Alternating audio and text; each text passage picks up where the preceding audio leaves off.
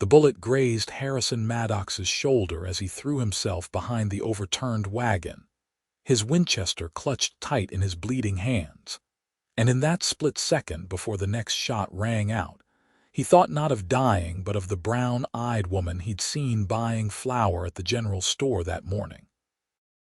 Randsburg, California, 1887. The mining town squatted in the Mojave Desert like a collection of sun-bleached bones, all wooden storefronts and desperate dreams. Harrison had drifted into town 3 weeks prior, another cowboy with dust in his lungs and nowhere particular to be. He'd taken work at the Silver Creek Ranch 15 miles north, breaking horses and mending fences, keeping his head down and his past where it belonged. But now 3 men with bandanas covering their faces were shooting at him in broad daylight on Front Street, and Harrison couldn't for the life of him figure out why.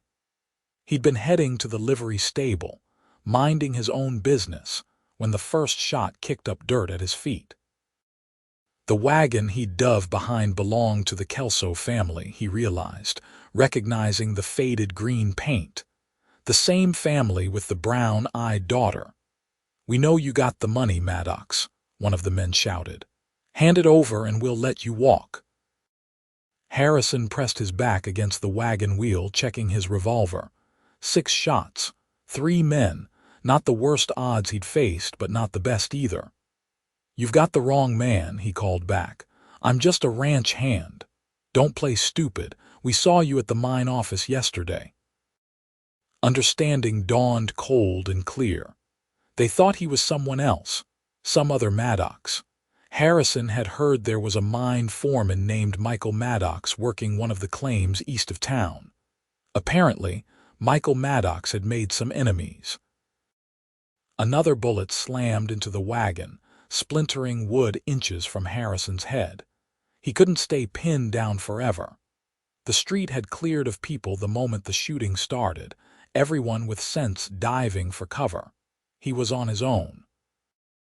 Harrison took a breath, said a prayer to whatever God might be listening, and rolled out from behind the wagon, firing as he moved. His first shot caught one of the men in the leg, sending him sprawling. The second went wide, but it was enough to make the other 2 dive for cover. Harrison scrambled behind a water trough, his shoulder screaming where the earlier bullet had grazed it. "That's Harrison Maddox, you idiots," someone shouted from a doorway. "Michael's cousin, works at Silver Creek." There was a moment of confused silence. Then the 2 remaining gunmen exchanged glances, seemed to come to some kind of decision, and took off running. Harrison let them go, too tired and too hurt to give chase. The one he'd shot in the leg limped after his partners, leaving a trail of blood in the dust. Sheriff Garrett emerged from his office looking annoyed. "You all right, Maddox? Been better?" Harrison stood, holstering his gun. His shoulder throbbed, but the wound wasn't deep. "They thought I was Michael. Figures. Your cousin's been making trouble at the Lucky Strike mine." Something about shortchanging the workers. The sheriff spat tobacco juice into the dirt. "You might want to have a word with him." Harrison had no intention of doing anything of the sort. He barely knew Michael, hadn't seen him in 15 years. They shared a last name and a passing resemblance. Nothing more. He headed to the doctor's office to get his shoulder cleaned up, trying to ignore the stares from townsfolk peering out of windows and doorways. Doc Williams was a gruff man with steady hands and no patience for stupidity. He cleaned Harrison's wound with whiskey that burned like hellfire, wrapped it in clean cloth, and charged him $2. Harrison paid without complaint, then headed back to the ranch, hoping the day couldn't get any worse. He was wrong. The ride back to Silver Creek took 40 minutes on his bay gelding, Red. The desert stretched out in every direction, all sage and rock and heat shimmer. Harrison had grown to appreciate the stark beauty of it, so different from the green hills of Montana where he'd grown up. There was an honesty to the desert. It didn't pretend to be anything other than what it was, The ranch house sat in a shallow valley, surrounded by corrals and outbuildings. Harrison could see the horses moving in the far pasture, dark shapes against the pale earth. He'd been living in the bunkhouse with the other hands, a simple life that suited him just fine. But as he rode up to the bunkhouse, he noticed something odd. The door stood open, and he knew he'd closed it that morning. Harrison dismounted slowly, his hand moving to his revolver. After the shooting in town, he wasn't taking any chances. He pushed the door wider with his boot, peering into the dim interior. At first, he saw nothing unusual. Then movement caught his eye, and his heart jumped into his throat before he realized it was just a woman, sitting on his bunk with a pile of shirts in her lap. She looked up, startled, and Harrison found himself staring into those same brown eyes he'd noticed that morning in town. She was young, maybe 22 or 23, with dark hair pulled back in a practical bun and calico dress that had seen better days. Her hands froze in the act of pushing a needle through fabric. A spool of thread balanced on her knee. "I'm sorry," she said quickly, setting the shirt aside and standing. "I didn't mean to frighten you, I wanted to." She trailed off, her cheeks flushing. Harrison holstered his gun, thoroughly confused. "Miss Kelso, isn't it? Lila Kelso." She twisted her hands together, nervous. "I walked here from town. I needed to see you. That's 10 miles. Closer to 10.5, actually." She offered a small smile. "I wanted to thank you for what you did." Harrison had no idea what she was talking about. "Madam, I think you've got me confused with someone else." "No, I haven't." Lila reached for something on his bunk, a folded piece of paper. "3 days ago, a man came to my father's store. He was drunk and angry, said my father owed him money. My father's been sick, couldn't defend himself. You stepped in, stopped that man from hurting him." The memory came back slowly. Harrison had been buying supplies when a miner had started causing trouble, shoving the elderly storekeeper. Harrison had simply put himself between them, convinced the drunk to leave. It hadn't seemed like much at the time. "That didn't require thanks," Harrison said. "Any decent person would have done the same. But you did it.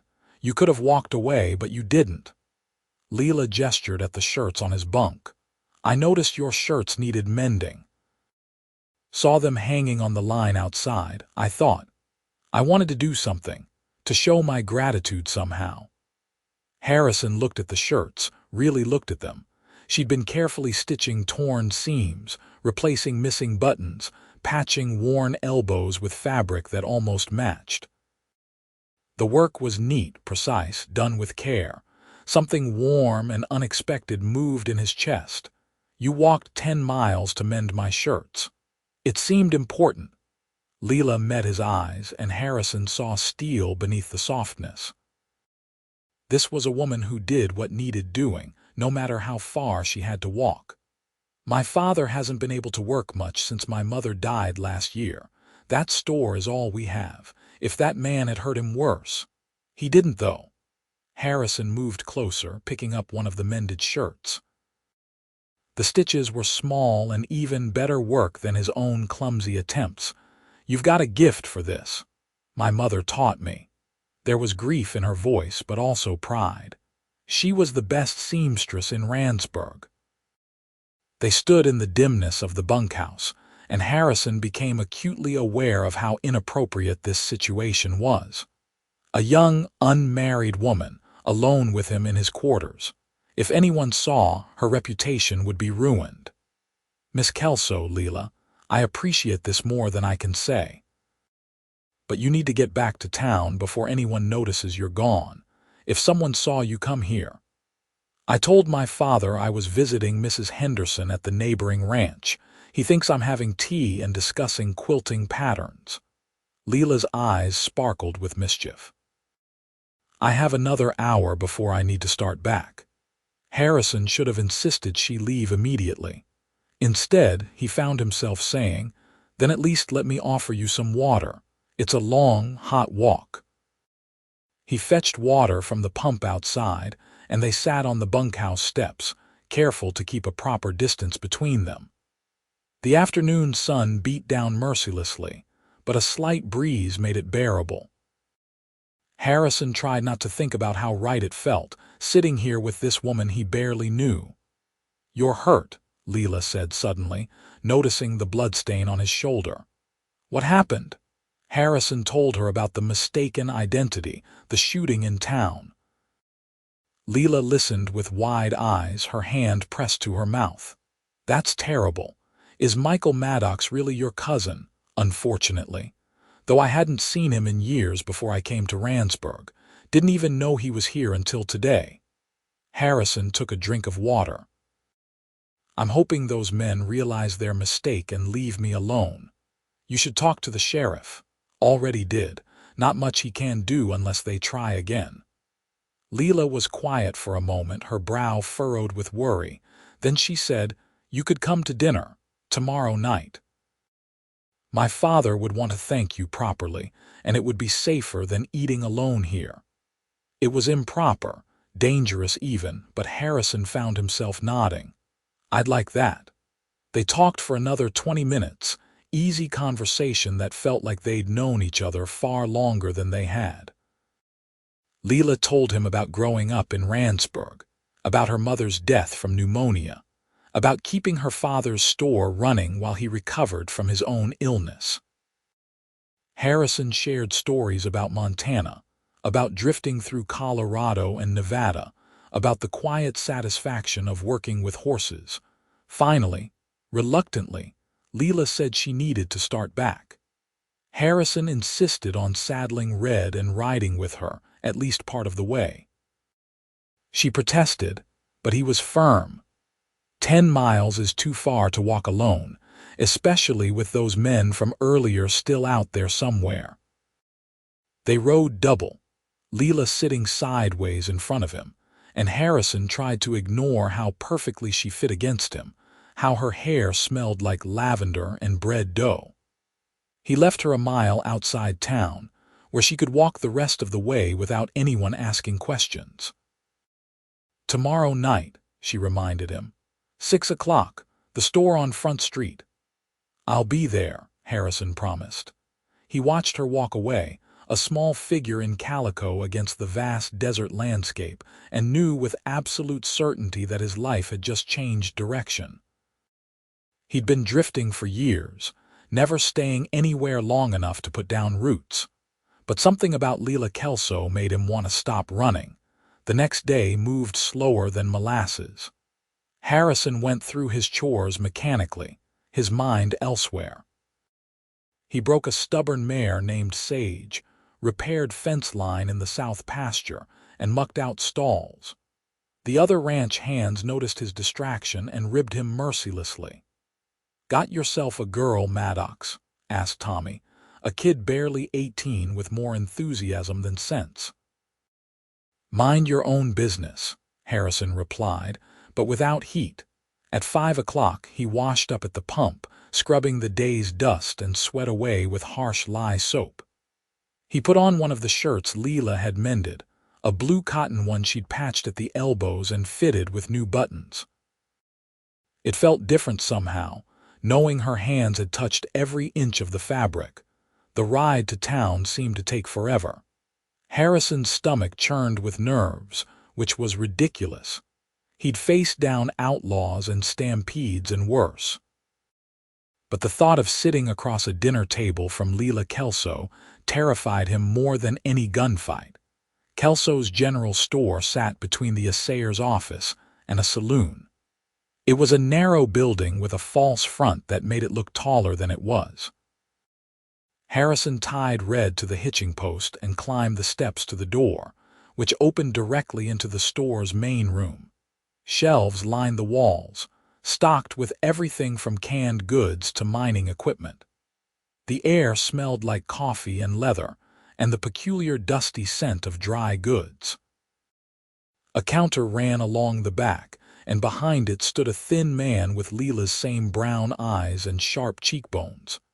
"Mr. Kelso," Harrison said, removing his hat. I'm Harrison Maddox. Your daughter invited me for dinner. Peter Kelso came around the counter, moving carefully like a man still recovering from illness. He was probably 50, though hardship had aged him, but his handshake was firm, his gaze direct. The man who helped me with that drunk miner. I'm grateful, Mr. Maddox, truly grateful. He gestured toward a door at the back of the store. Come on through. Lila's finishing up in the kitchen. The living quarters behind the store were small but tidy. A main room served as both kitchen and parlor, with a table set for 3. A doorway led to what Harrison assumed were bedrooms. The walls were decorated with photographs, and a sampler that read "Home is where the heart is" in careful cross-stitch. Lila emerged from the kitchen area, wiping her hands on her apron. She changed into a green dress that brought out gold flecks in her brown eyes, and her hair was styled differently, softer around her face. Harrison's mouth went dry. Mr. Maddox, thank you for coming. Her formality was for her father's benefit. Harrison understood. They had to maintain propriety. Dinner was simple but delicious. Roast chicken, potatoes, carrots, and biscuits that melted in Harrison's mouth. Peter Kelso asked polite questions about his work at the ranch, his family, his plans. Harrison answered honestly, leaving out the parts of his past that didn't bear repeating. There had been trouble in Montana, a man who cheated at cards and pulled a gun when Harrison called him on it.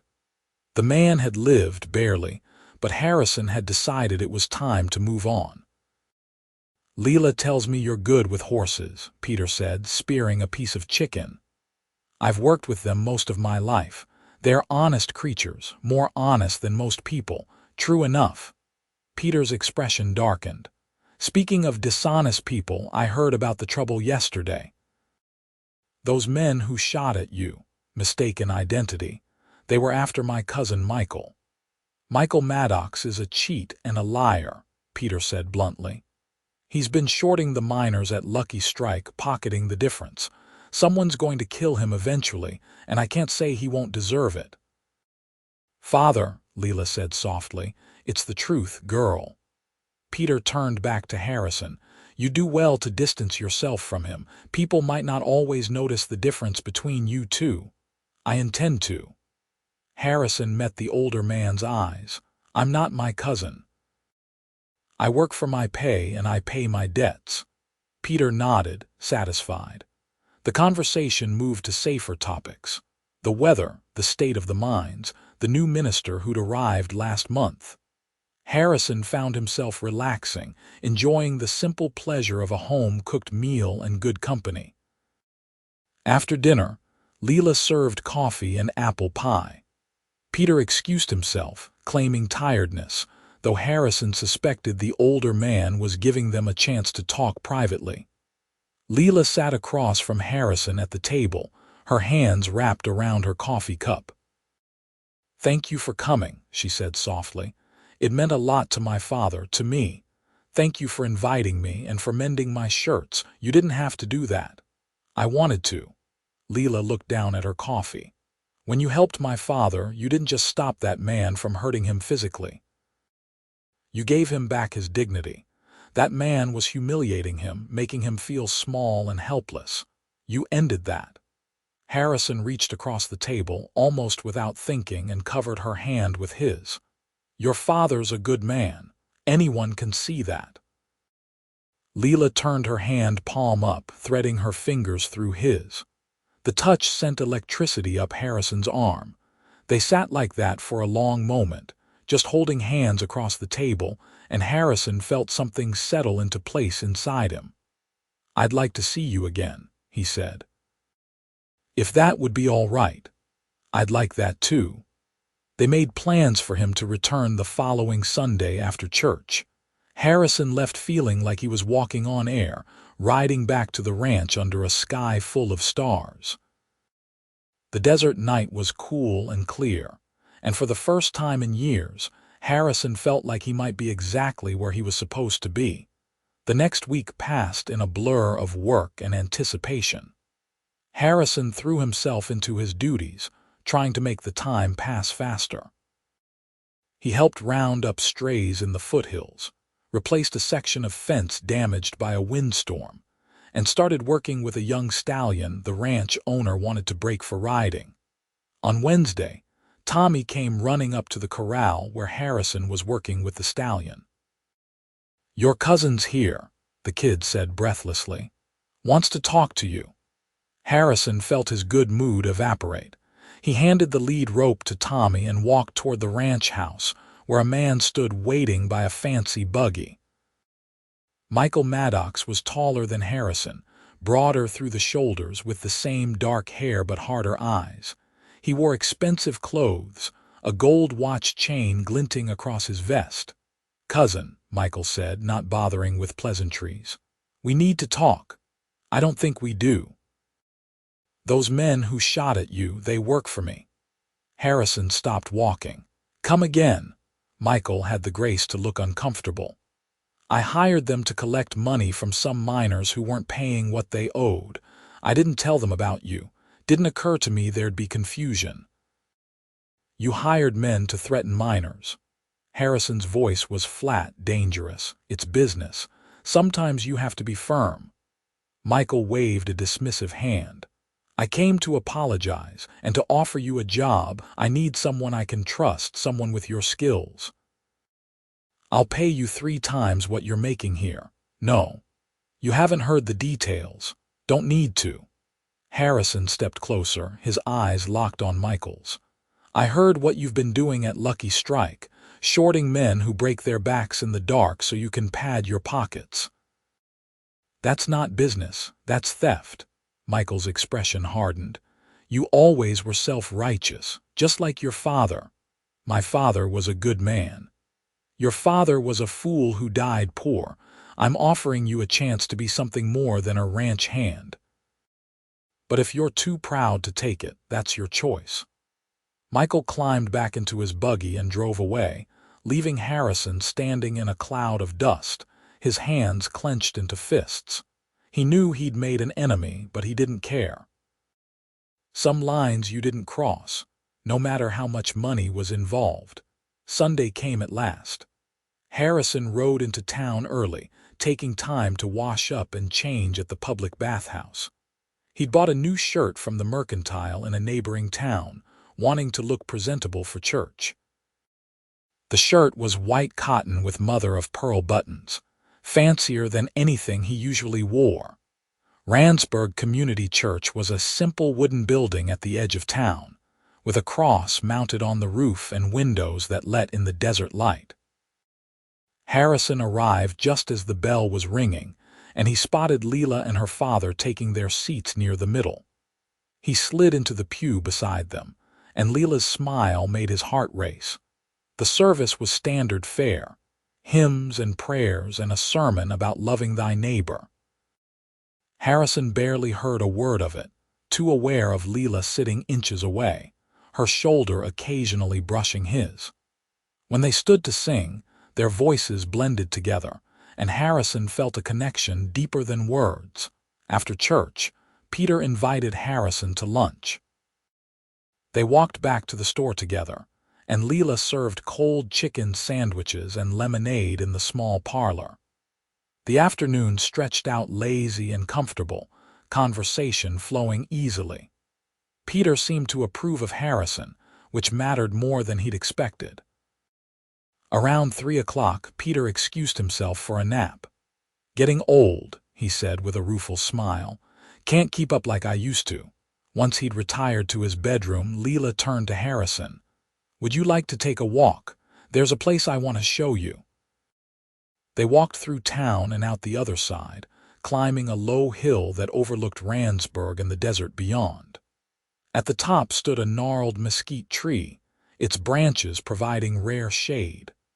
Lila led Harrison to a flat rock beneath the tree, and they sat side by side, looking out at the view.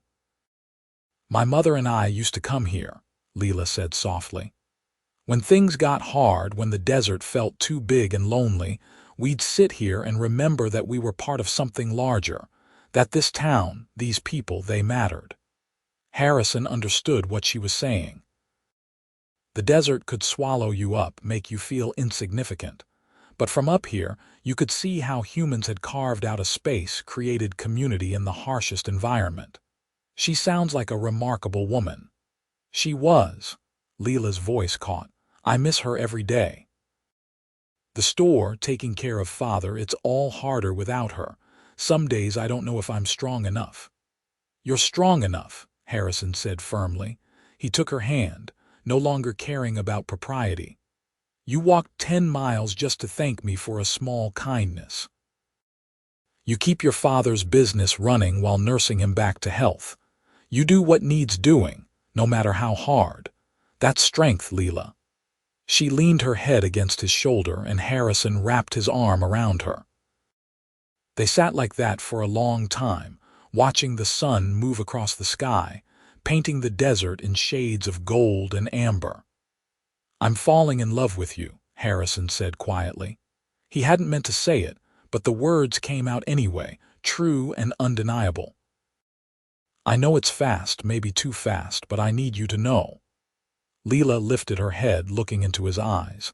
It's not too fast, I feel it too. Like I've been waiting for you to arrive, and now that you're here, everything makes sense. Harrison kissed her then, gentle and sweet beneath the mesquite tree. Lila's lips were soft, her hand coming up to rest against his cheek. It was a perfect moment, crystalline and pure, and Harrison knew he would remember it for the rest of his life. They walked back to town as the sun began to set, holding hands and talking about the future.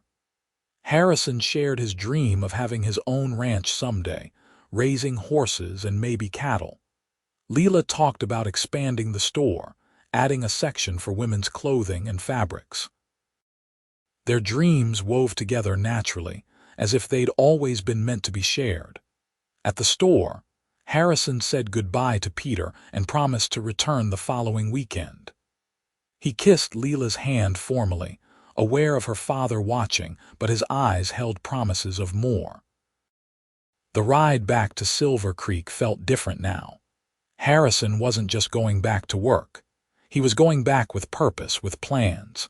He needed to save money, prove himself, build something worthy of Lila. She deserved a man who could provide, who could give her the life she'd dreamed of. Over the next few months, Harrison worked harder than he ever had. He took extra shifts, volunteered for the difficult jobs that paid more.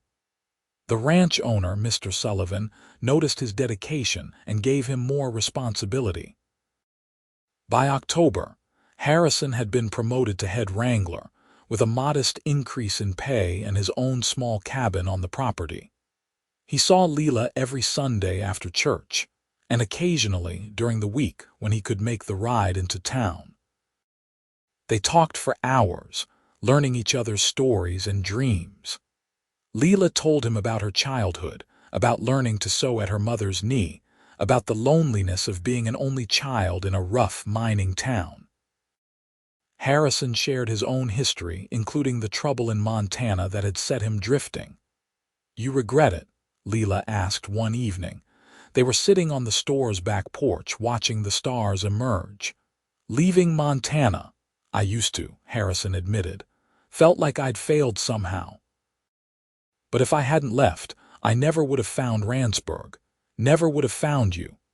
Then I'm glad you left, Lila said, squeezing his hand. In November, trouble found them again. Harrison was in town buying supplies when he heard shouting from the Lucky Strike mine office. A crowd had gathered, angry miners with picks and shovels, demanding their fair pay. Michael Maddox stood on the office porch, flanked by the same 3 men who'd shot at Harrison months before. You'll get paid when the ore is processed, Michael was saying, his voice sharp with irritation. That's how it works. You've been saying that for 3 months, one miner shouted. My family's starving. That's not my problem. The crowd surged forward, and Harrison saw the situation about to turn violent. Against his better judgment, he pushed through the miners to stand between them and the office. "This isn't the way," he said loudly. "Violence won't get you your money. And talking will." The miner who'd spoken before glared at Harrison. "Easy for you to say. You're not the one getting cheated." "You're right, I'm not." Harrison turned to face Michael. "But I know someone who is. My cousin here has been stealing from you and everyone knows it. The question is what you're going to do about it." Michael's face went red. "You're making accusations you can't prove. Then prove me wrong. Open your books. Show these men the accounting." The crowd murmured agreement, pressing closer. Michael looked trapped, his eyes darting between the miners and Harrison. Finally, he made a decision that would change everything. He pulled a gun. The crowd scattered, men diving for cover. Harrison found himself staring down the barrel of Michael's revolver, time seeming to slow. He saw the finger tighten on the trigger, saw the flash of powder, and threw himself sideways. The bullet caught him in the side instead of the chest, a burning line of agony that stole his breath. Harrison hit the ground hard, dust filling his mouth. Through blurring vision, he saw Sheriff Garrett emerge from the crowd, his own weapon drawn. "Drop it, Maddox," the sheriff ordered. Michael hesitated, then ran. He shoved through the crowd, heading for the horses tied nearby. Harrison tried to get up to chase him, but his body wouldn't cooperate. The world was spinning, pain radiating from his side in waves. Then Lila was there, kneeling beside him in the dust, her hands pressed against his wound. "Don't you dare die," she said fiercely, tears streaming down her face. "Don't you dare leave me, Harrison Maddox." "Wouldn't dream of it," Harrison managed, trying to smile. Doc Williams arrived and took over, barking orders. They carried Harrison to the doctor's office, and Lila refused to leave his side. The bullet had gone clean through, missing anything vital by inches. Williams cleaned and stitched the wound while Harrison gritted his teeth and squeezed Lila's hand hard enough to hurt. "You're lucky," the doctor said, tying off the final stitch. "Couple inches to the left and you'd be dead." "Feel real lucky," Harrison muttered. They kept him at the doctor's office overnight for observation. Lila sat in a chair beside the cot, holding his hand, refusing to go home despite her father's protests. Peter finally relented, staying as well to maintain propriety. By morning, the news had spread through town. Michael Maddox had fled, heading east toward Nevada. The sheriff had sent telegrams to surrounding towns, but no one expected him to be caught. Men like Michael knew how to disappear. The miners from Lucky Strike took up a collection to pay for Harrison's medical care. They'd found the accounting books Michael had left behind in his haste to escape, and the theft was even worse than they'd suspected. Thousands of dollars, skimmed off the top over 2 years. The mine owner arrived from San Francisco a week later, horrified by what had happened. He fired everyone involved and paid the miners what they were owed. Harrison recovered slowly. Lila visited every day, bringing food and fresh bandages and company. Peter had softened toward their relationship, seeing how Lila had nearly lost the man she loved. By the time Harrison was back on his feet, it was understood by everyone in Randsburg that he and Lila would marry. Harrison proposed properly in December, under the mesquite tree where they'd first kissed. He'd saved enough money to buy a simple gold ring, which he presented on one knee despite the pull of healing scar tissue. "Lila Kelso, you walked 10 miles just to thank me for a kindness. You sat by my bedside when I was shot. You've shown me what it means to have a home, to belong somewhere. Will you marry me?" Lila pulled him to his feet, laughing and crying at the same time. "Yes, yes, of course yes." They married in January of 1888, in the same church where they'd sat side by side that first Sunday. Half the town attended, cramming into the small building. Lila wore her mother's wedding dress, carefully preserved and altered to fit. Harrison wore a new suit, black with a brocade vest, and felt like the luckiest man alive. Peter gave his daughter away with tears in his eyes. The minister spoke about love and commitment and building a life together. Harrison made his vows in a clear, steady voice, promising to love and cherish Lila for all his days. Lila's voice shook with emotion as she made the same promises, her hand tight in his. When the minister pronounced them husband and wife, Harrison kissed Lila to cheers and applause. They walked out of the church into bright winter sunshine, and Harrison felt like his life was finally beginning in earnest. They moved into the rooms behind the store, taking over Peter's bedroom while he moved to a smaller room. It wasn't ideal, but it was temporary. Harrison continued working at Silver Creek Ranch, saving money. Lila managed the store, expanding the inventory like she'd dreamed. They worked hard during the week and spent Sundays together, building their marriage on a foundation of friendship and respect and deep, abiding love.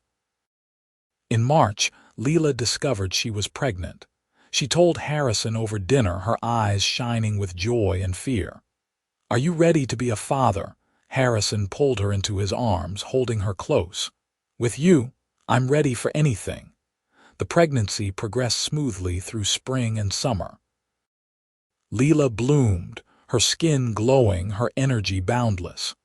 Harrison fussed over her like a mother hen, which she found both endearing and exasperating. "I'm pregnant, not made of glass," she'd say, laughing at his concern.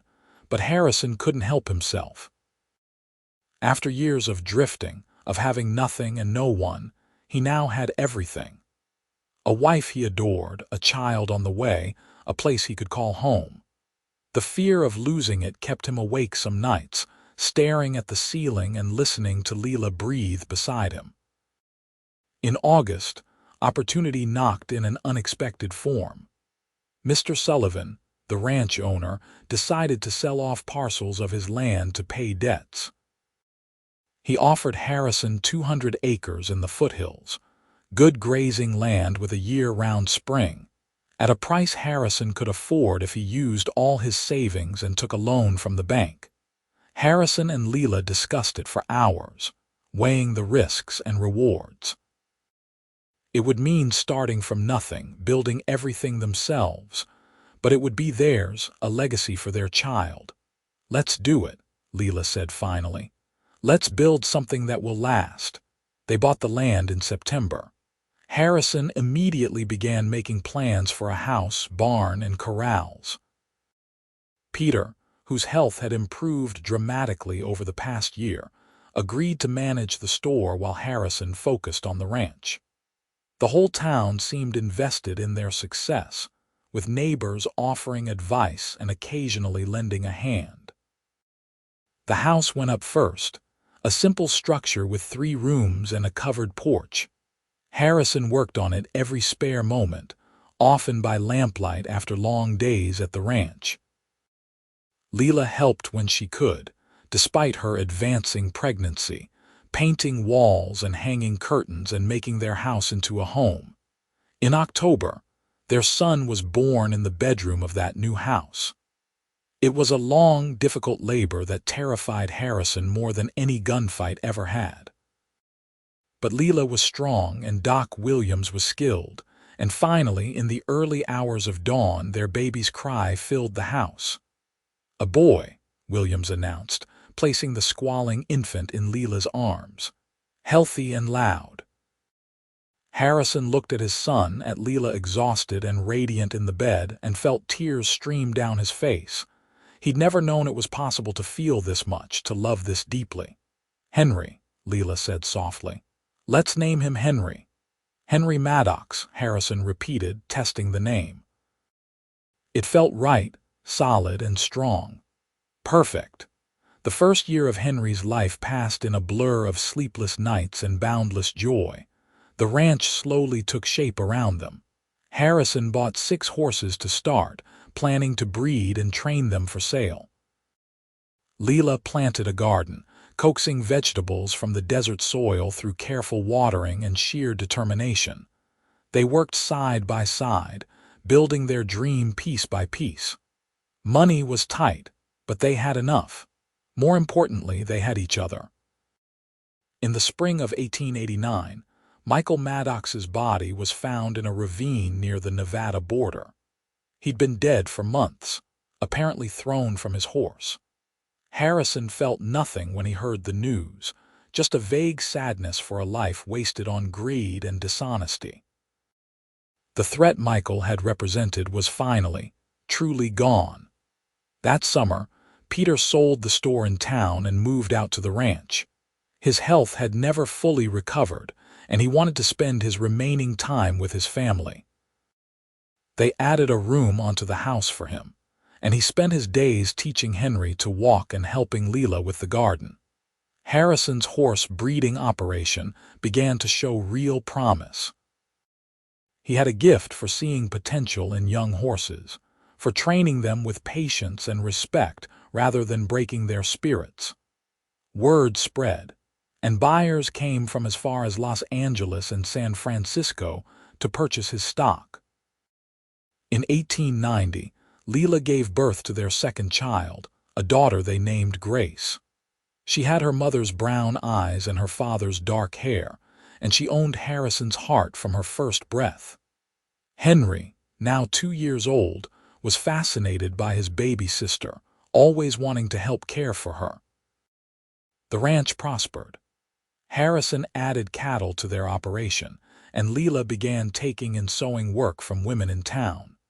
She'd set up a workroom in the house where she created beautiful dresses and quilts, her mother's skills living on through her fingers. Life wasn't always easy. The desert threw challenges at them regularly: drought, flash floods, scorpions in the house, rattlesnakes in the yard. But Harrison and Lila faced everything together, their love deepening with each passing year. On summer evenings, after the children were asleep and the work was done, they'd sit on the porch and watch the sun set over their land. Harrison would hold Lila's hand, marveling at the life they'd built from that first moment when he'd come home to find her mending his shirts. "Do you ever regret it?" Lila asked one evening. "Settling down here, you used to drift from place to place." Harrison pulled her closer, kissing her temple. "I was never drifting. I was searching. And then I found you and I finally understood what home meant." "What does it mean?" "It means walking through the door and knowing you'll be there. It means watching our children grow. It means building something that matters." He gestured at the land around them, bathed in golden light. "It means this, all of this, with you." Lila leaned into him, content. They sat in comfortable silence, two people who'd found each other against all odds and created something beautiful. Peter passed peacefully in his sleep in the winter of 1891. They buried him on the hill overlooking the ranch, beneath the same mesquite tree where Harrison had proposed to Lila. It was a fitting resting place, with a view of everything his daughter and son-in-law had built. The loss hit Lila hard, but she had Harrison and the children to carry her through the grief. Henry was 3 now, full of questions and energy, and Grace was learning to walk. The demands of family and ranch left little time for prolonged mourning, which was perhaps a blessing. The years continued to pass, marked by the rhythm of ranch life. Calving season, roundups, horse sales, planting and harvest. Henry grew tall and strong, following his father everywhere, learning the business from the ground up. Grace proved to have her mother's gift with needle and thread, creating intricate embroidery by the time she was 7. In 1893, Lila gave birth to twins, boys they named James and Thomas. The house suddenly felt much smaller, chaotic with the noise of 4 children. Harrison added another room, then another, the house growing to accommodate their expanding family. The ranch grew too. Harrison bought adjacent land when it became available, eventually owning over 1,000 acres. He built a reputation for honest dealing and quality horses, and the Maddox Ranch became known throughout California and beyond. But success didn't change the core of who Harrison and Lila were. They still worked side by side every day. They still sat on the porch in the evenings, holding hands and watching the sunset. They still loved each other with the same intensity as when they'd first met, that love deepened and enriched by years of partnership. On their 10th wedding anniversary in 1898, Harrison surprised Lila with a gift he'd been planning for months. He led her out to the barn where he'd set up an entire sewing room, complete with a new treadle sewing machine, bolts of fabric in every color, and a large window that let in perfect light. "Harrison," Lila breathed, tears streaming down her face. "It's too much. It's not nearly enough."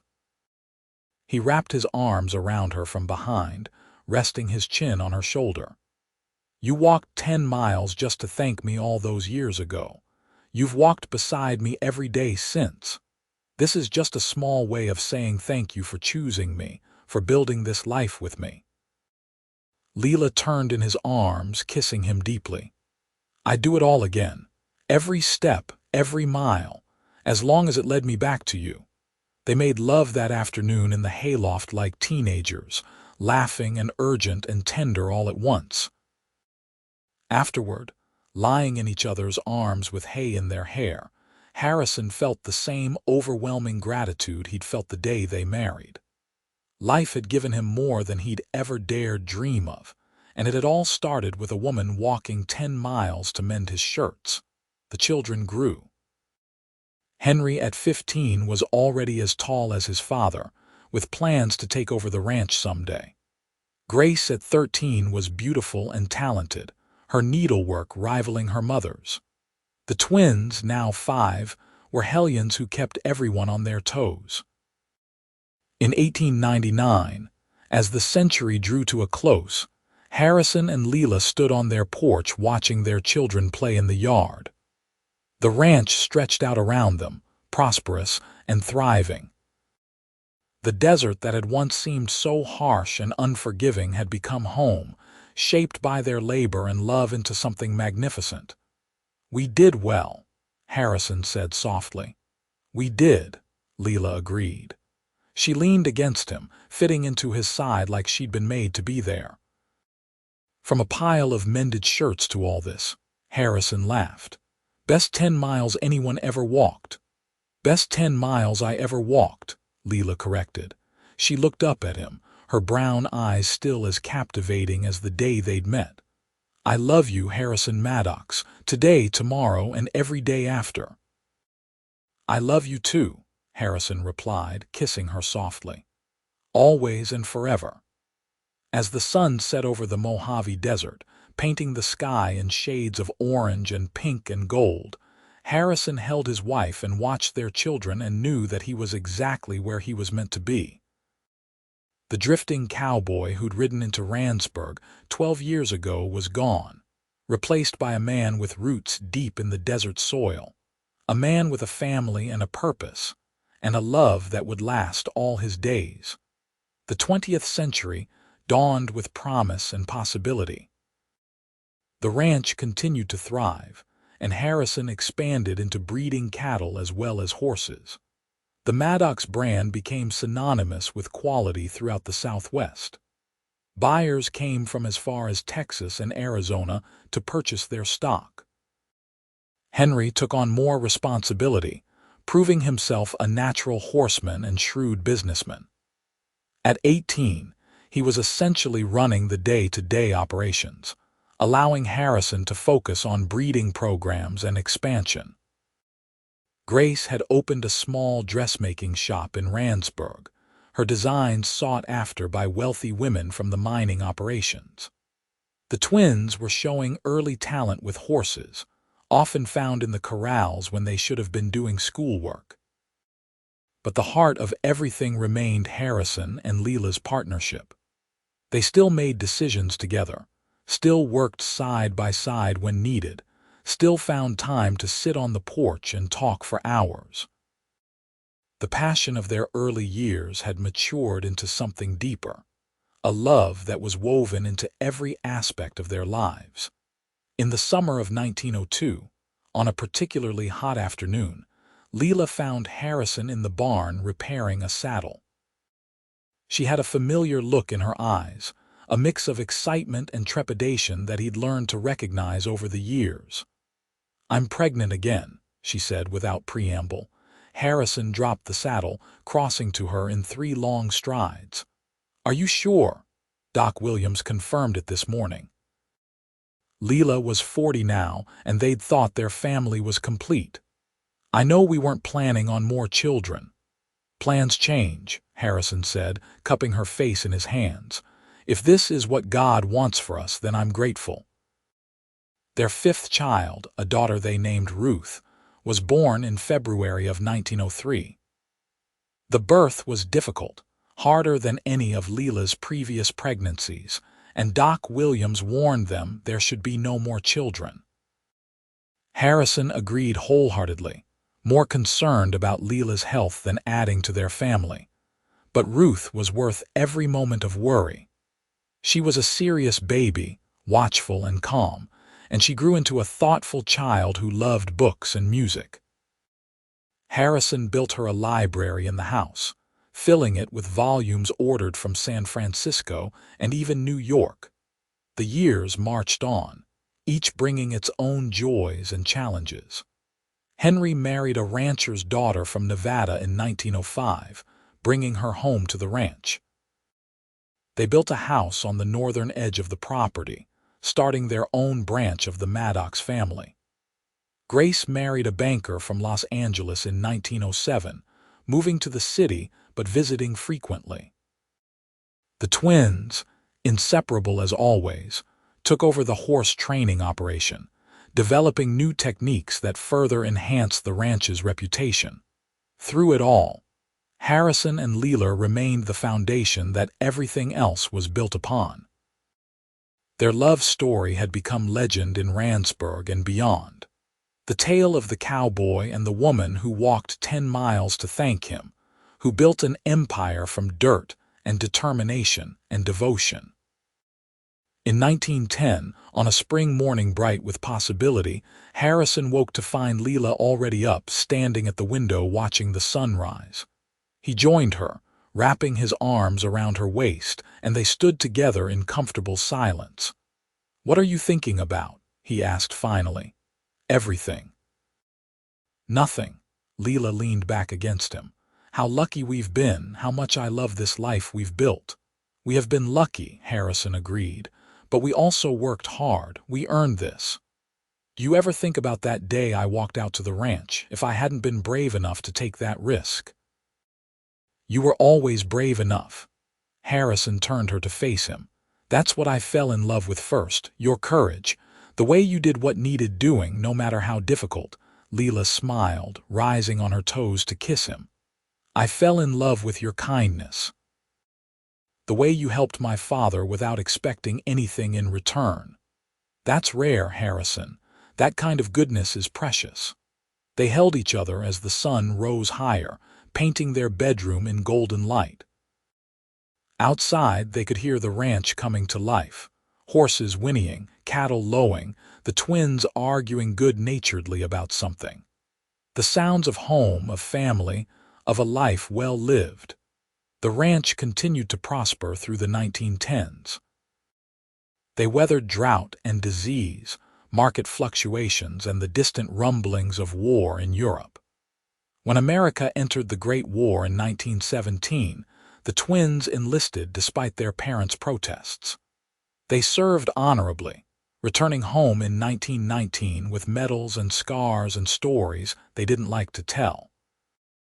Henry's children grew, adding another generation to the Maddox legacy. Grace's children visited from Los Angeles every summer, city kids who learned to ride and rope and appreciate the desert their grandparents had tamed. Ruth, showing no interest in marriage, became a teacher in Randsburg, educating the children of miners and ranchers with patience and dedication. In 1923, Harrison and Lila celebrated their 35th wedding anniversary. The family gathered at the ranch, 3 generations sharing food and stories and laughter. Harrison looked around at the faces of his children, grandchildren, and felt a profound sense of accomplishment. That evening, after everyone had left or gone to bed, Harrison and Lila walked up to the hill where Peter was buried. They stood beneath the mesquite tree, older now but still standing, still providing shade. 35 years, Lila said wonderingly. It feels like yesterday and forever at the same time. I know what you mean. Harrison pulled her close, ignoring the protests of aging joints.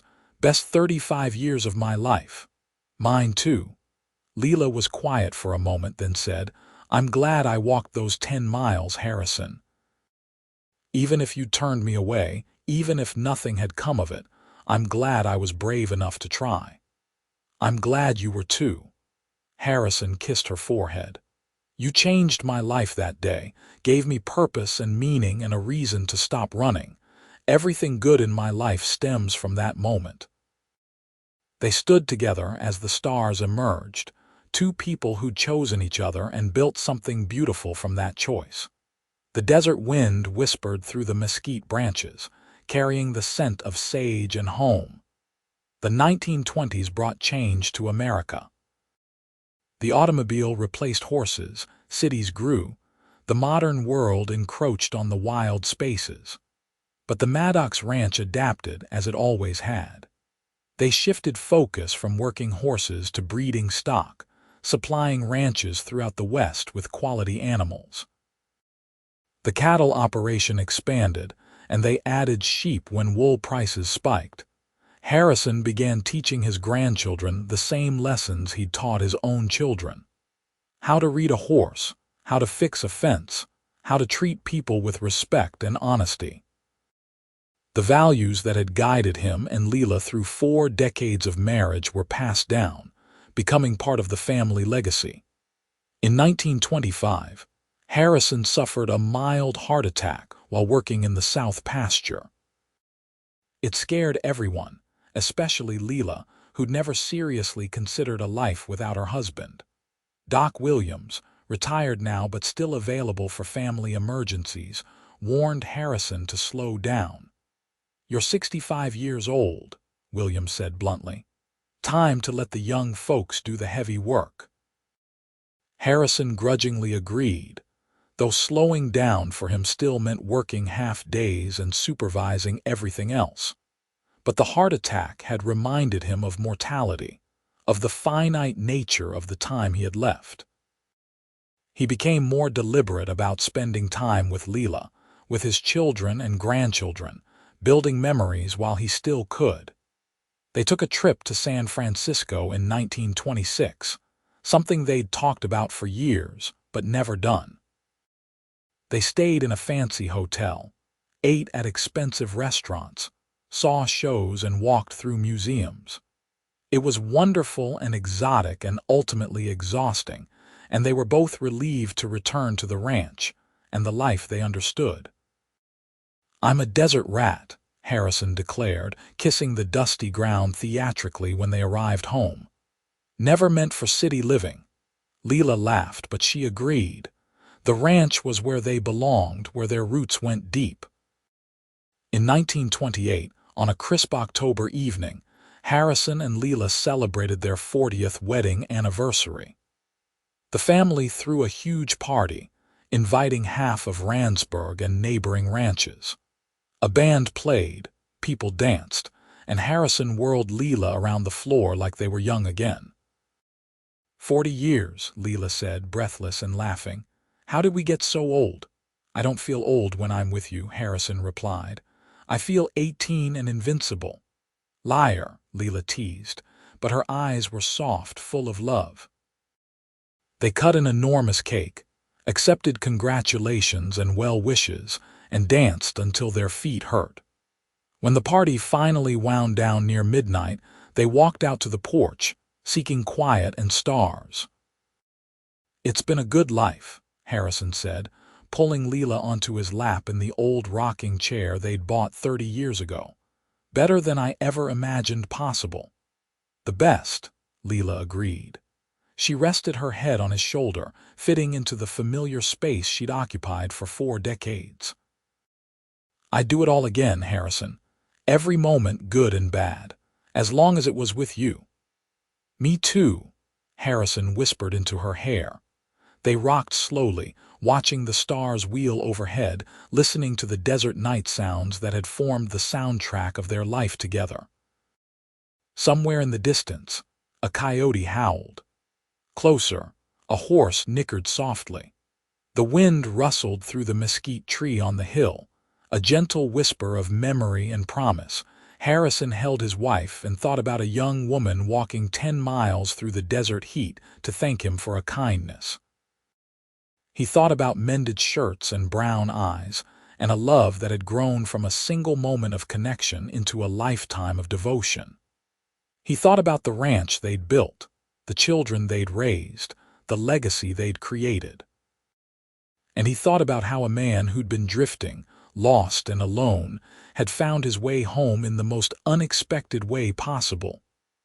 "I love you," he said, "not for the first time and not for the last. Today, tomorrow, and every day after." "Always and forever," Lila replied, completing the vow they'd spoken to each other countless times over 40 years. They sat together as the night deepened, two souls so completely intertwined that neither could imagine existing without the other. The ranch slept around them, peaceful and prosperous, a testament to what love and hard work could build. And somewhere in the darkness, if you listened carefully, you could almost hear the echo of footsteps.